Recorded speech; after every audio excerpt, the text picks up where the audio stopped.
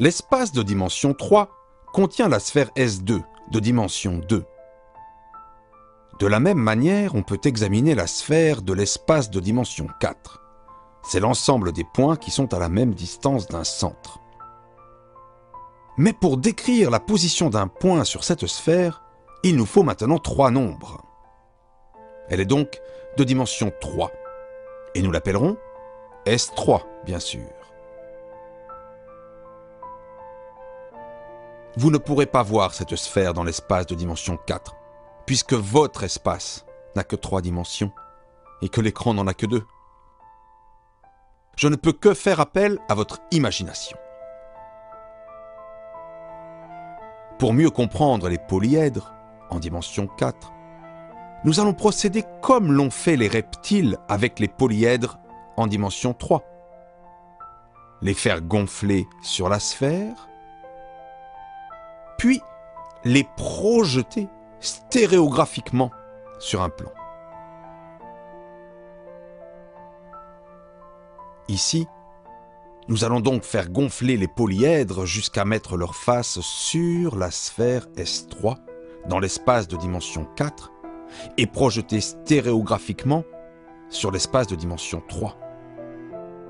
Je vais grimper au pôle Nord et je projetterai pour vous ce que je vois sur votre espace de dimension 3. Je ne peux pas vous montrer où je suis, mais pensez aux reptiles qui ne voyaient pas non plus un de leurs collègues monter sur un promontoire. Nous sommes exactement dans la même situation.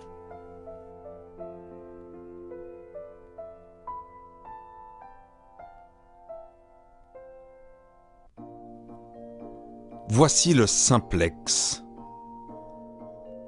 On voit bien ces 5 sommets et ces 10 arêtes. Bien sûr, dans cette vue, les arêtes sont des arcs de cercle. Là encore, la situation est tout à fait analogue au cas des polyèdres de dimension 3, projetés stéréographiquement sur un plan. Voici l'hypercube. On le reconnaît bien, avec ses 32 arêtes et ses 16 sommets. La compréhension est plus facile qu'avec la méthode de l'ombre ou celle des coupes par un espace de dimension 3.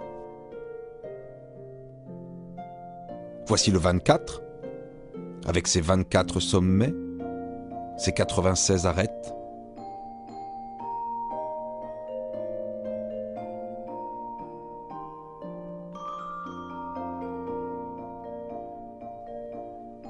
Le 120.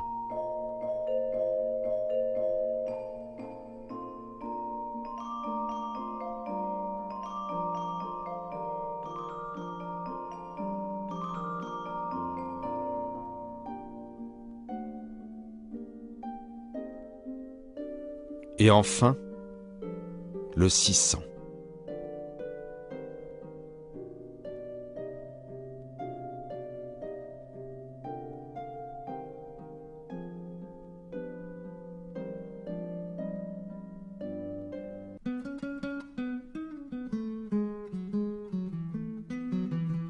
Ajoutons les faces bidimensionnelles pour y voir plus clair.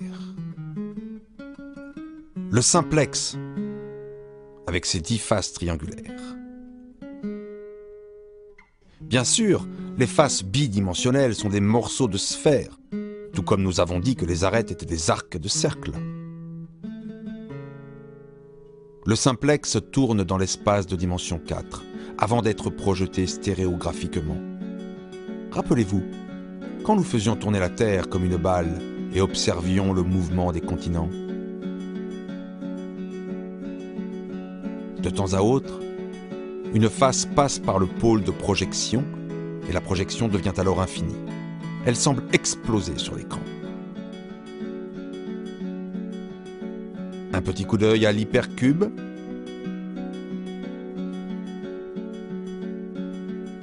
Vous voyez que l'espace est décomposé en 8 zones cubiques qui constituent les faces tridimensionnelles de l'hypercube. Quant aux faces bidimensionnelles, ce sont des carrés, plus ou moins bombés et tordus, Il y en a 24.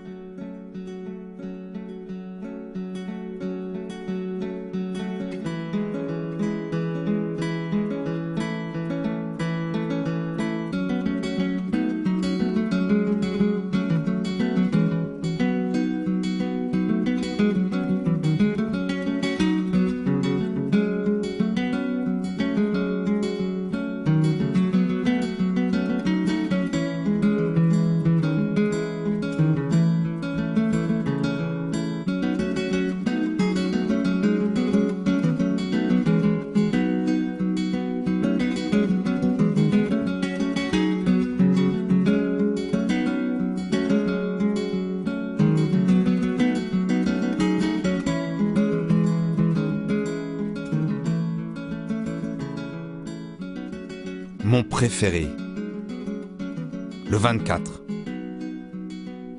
Admirez, le 24 est vraiment une merveille. 24 sommets, 96 arêtes, 96 triangles et 24 octaèdres. On voit 8 arêtes qui partent de chaque sommet.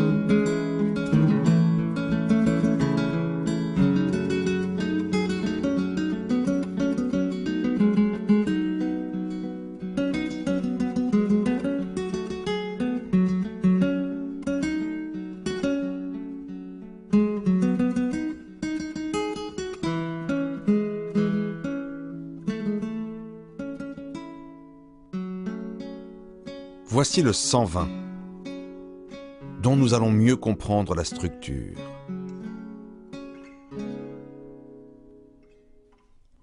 De chaque sommet partent 4 arêtes.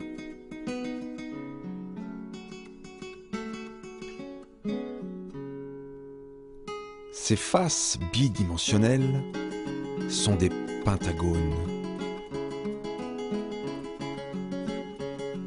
Il y en a 720. Ces 720 pentagones s'articulent en 120 dodécaèdres.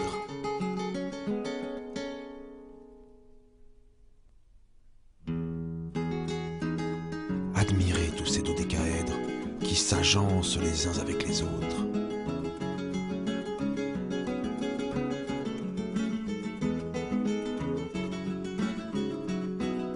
N'est-ce pas impressionnant ?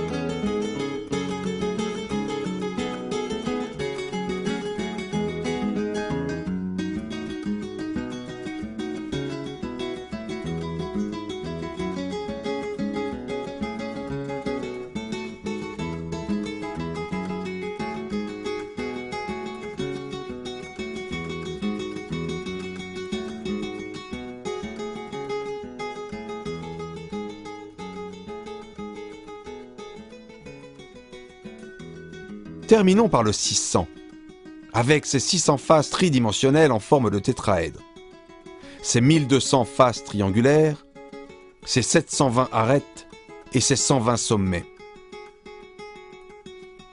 Croyez-moi, il y a 14 400 symétries de l'espace de dimension 4 qui préservent cet objet.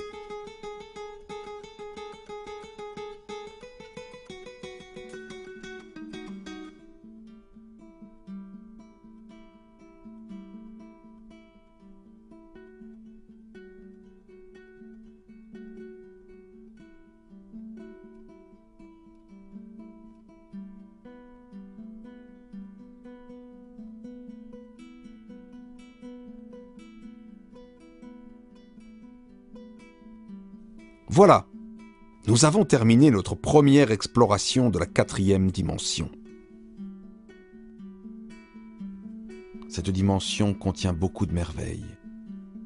Mais bien sûr, l'imagination des mathématiciens ne s'arrête pas à la 4e dimension. Il y a la 5e, la 6e, la 1e dimension, et même la dimension infinie.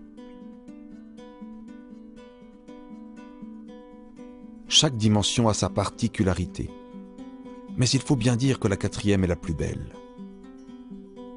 Pourquoi ? Peut-être parce que finalement, elle a une espèce de réalité physique. La théorie de la relativité d'Einstein, qui date du début du XXe siècle, postule que l'espace et le temps sont en quelque sorte mêlés dans un espace-temps de dimension 4. Un point de cet espace-temps est un événement caractérisé par sa position spatiale x, y, z et par l'instant t où il se produit. Faire de la physique relativiste nécessite alors de maîtriser la géométrie de dimension 4. Il est intéressant de remarquer que la découverte de cette géométrie de dimension 4 précède d'une 50aine d'années la découverte de la relativité. Encore un petit va-et-vient entre les mathématiques et la physique, dont l'histoire des sciences raffole.